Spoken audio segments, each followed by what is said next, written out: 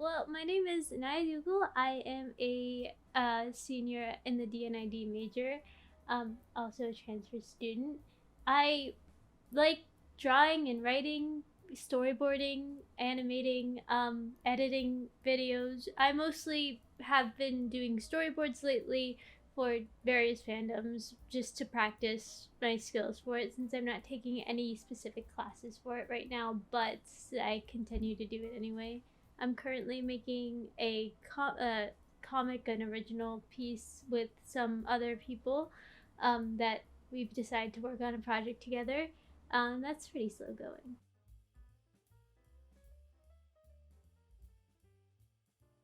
I first started doing animation when I was around 16. I entered this. My school had this program where it was a split your day into like do your normal activities and then have this one specialized class. It's like a half a trade school, half a certificate school, or something like that. That was animation, and I joined that program, and that's really what kickstarted like my interest for animation because I just joined it because I wanted to make. I knew I wanted to make my own stories in the future. I wanted to like actually be a part of film production and in the writing room actually making the story come together and happening.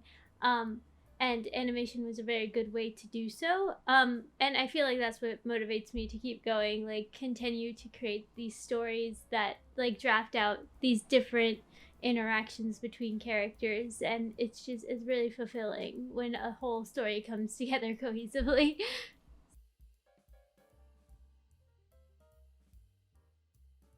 Yes, comic books. Comic books are a big part of my life. They have been ever since I was a kid.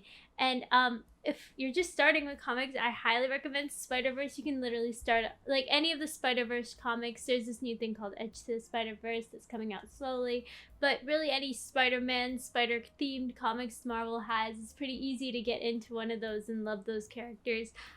Currently, I'm reading Batman, and right now in the Batman universe, it's a tough break, man. It's a tough being a Batman fan right now. I really do. It honestly, getting into comics, I just recommend you just pick one up. Just pick one up simply, and then if you probably won't know where you are, but you will figure out how to get to where you need to start if you just simply choose a character and go with it. And then you'll find all your other characters along the way. I can't really say how anybody starts getting into these things. Some people get into it to fandom, some people just simply pick up their dad's old comic books and start reading.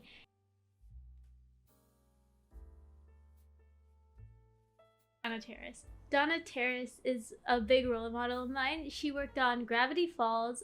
She was the director of Owl House, and if you've watched either of those, they've been a big influence in my life. I've loved the Gravity Falls ever since I was a small child and it first came out on Disney. And then Owl House being coming out when I was around 18.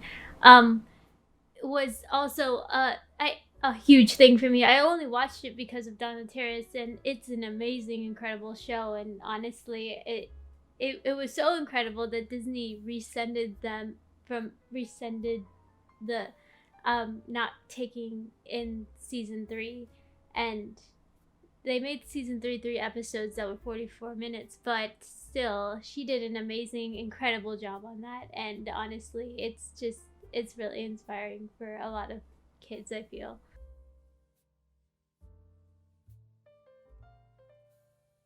Yeah, so basically I mostly focus on the storyboard aspects of it and make animatics. So basically I draft out what I'm going like I have the audio that I already have, or I just have a script that I've pre-written, and then I draft out what each scene's going to look like what each cut is going to look like, put the dialogue or whatever sound stuff that's under it, and then basically sync all those scenes up with each with the audio, and then from there I do the in between stuff if I get to the process where I actually have the motivation to do all the in between stuff. Usually I ended at the animatic phase because my brain just keeps going, honestly.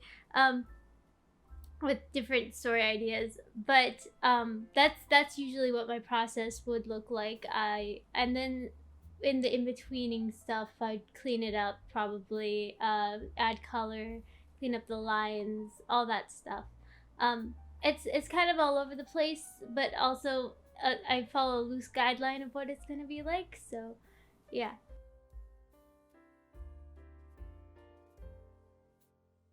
Writing, like writing for TV shows and movies, I would really like to do that. It kind of falls under the reason I want to be an animator, because I want to be the one who's creating the story, a director, stuff like that.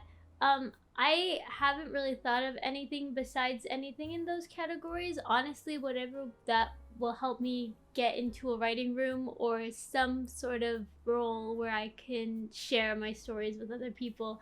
I I honestly am not picky about it. Um, but yeah, that the main goal is to be an animator or a storyboard artist, and if I shoot around there somewhere, then yeah, I think I'll be happy if I can eventually crawl my way to my goal.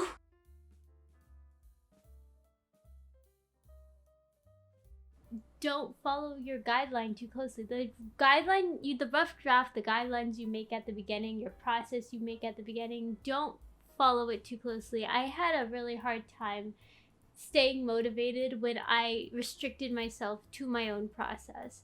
And that's pretty hard to do, but sometimes the project that you have means that you have to go a little off script. You have to change a little thing here or there. And sometimes it what really got in my own head is I already wrote the script. It was already great, but I had an idea while I was making it in the process, and it was too late to change it. But the simple truth is it wasn't too late. I'm the only one holding me back from changing whatever I needed to change. And I wish I'd gotten myself out of that sooner and knew that I could change things sooner, because uh some of my earlier work could have been so much better. Like, don't be afraid to erase things. Don't be afraid to start over your sketches. If you think of something new, do that instead, because it will be better and you'll be happier with it.